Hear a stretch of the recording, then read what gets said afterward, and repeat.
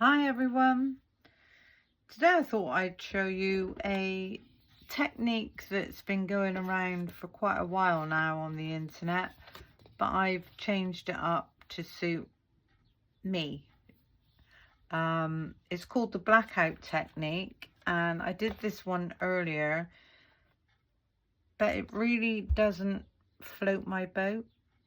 It doesn't do it for me. It might do it for you, but it doesn't for me. So I'm going to try and do a partial blackout technique and see how we get on with that. I've got my cardstock. I've got some bits and pieces that I'll go through with you in a while. I'm going to be using the embossing folder by Chloe's Creative Cards, and this is called the Floral Fantasy, and it's a really beautiful big 3D embossing folder. And that's 5x7, so I've cut myself a piece of 5x7 cardstock, and I'm going to run that through the machine. So there's our embossing folder. So this is the emboss side, beautiful raised florals, and this is the deboss side, and it's the deboss side that we're going to be working on. I'm going to take in a bit of kitchen roll just to place this down. So I'm taking in carved pumpkin first of all, and I'm just going to go over all the florals with the carved pumpkin. Don't worry too much.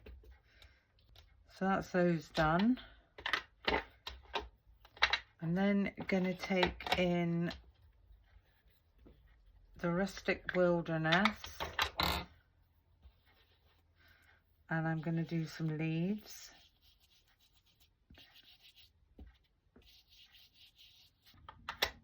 And I always like 2 greens when I'm doing leaves, so I'm taking in the forest moss. Missed a couple of florals, so there's one there and one there. And then we've got 4 little butterflies.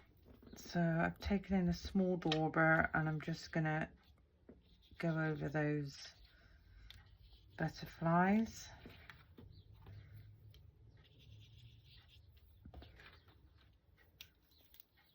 And then these spiky florals at the top, I thought I'd do in a prize ribbon. So again, with my small dauber, just going to go over those like so. Now, to do the partial blackout effect, you are going to need a black ink pad that is quite dry. You're better off using ink pads that you've put to one side because they're no longer any use to you. You really want a nice dry ink pad. So I'm using the Archival Jet Black Acid Free, and you'll see the reason why as I do this. So we're going to go very lightly just over our image. Turn that round and go back the other way. And then I'm going to come down the image this time.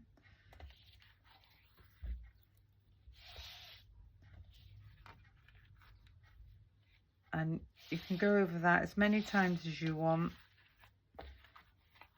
or as few times, depending on what effect you want to achieve, and just keep doing it. But I'm more than happy with that. So using a dried out ink pad, we've got this beautiful partial blackout effect.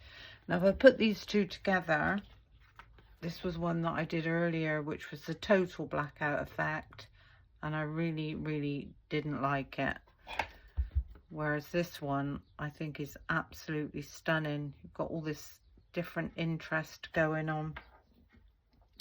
Now that's gonna go on to a 5x7 card blank, and I am going to raise this up with foam tape. So run your foam tape, as always, all around the edges, and a tiny piece just in the middle.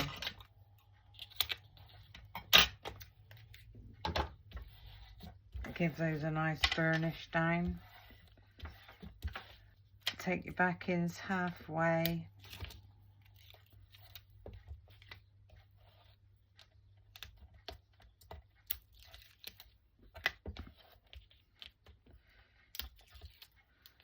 And we'll remove that center one. Taking in our card blank, just gonna line this up.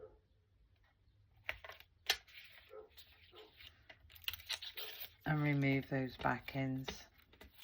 We're going to need a sentiment for this, and I've already stamped my sentiment using the Elegant Script Essential Sentiments by Sentimentally Yours, and I've chosen Have a Wonderful Day, which is this nice swirly one.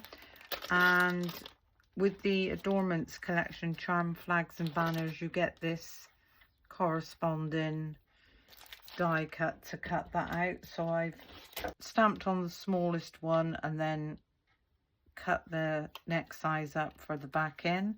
I'm going to take in the Wild Honey,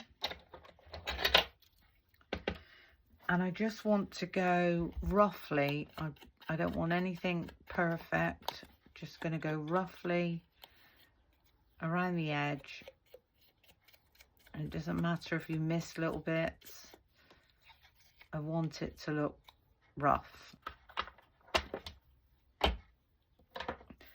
And then this one we're going to raise up with foam tape.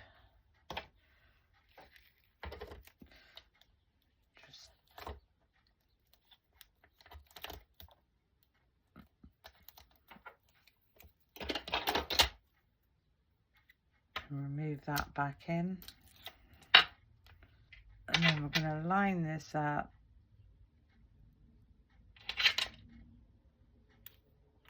like so. Just run some glue around along the back of there,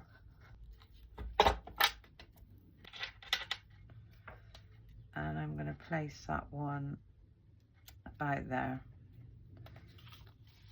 So that's the partial blackout technique, and I think that is absolutely stunning.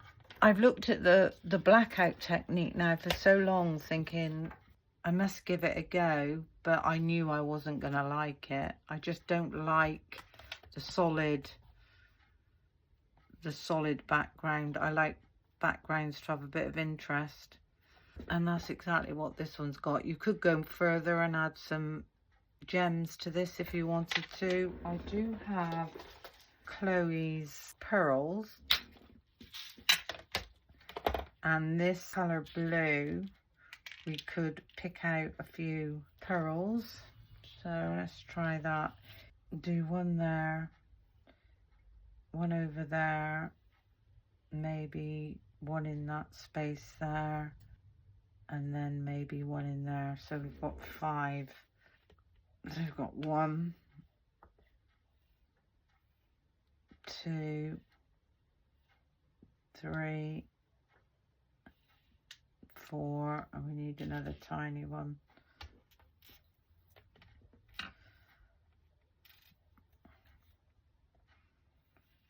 Where was that? 5. Very pretty. Yeah, I'm really pleased with that. I hope you've enjoyed my little video. I hope you've learned something. Thank you for watching. And until the next time, bye for now.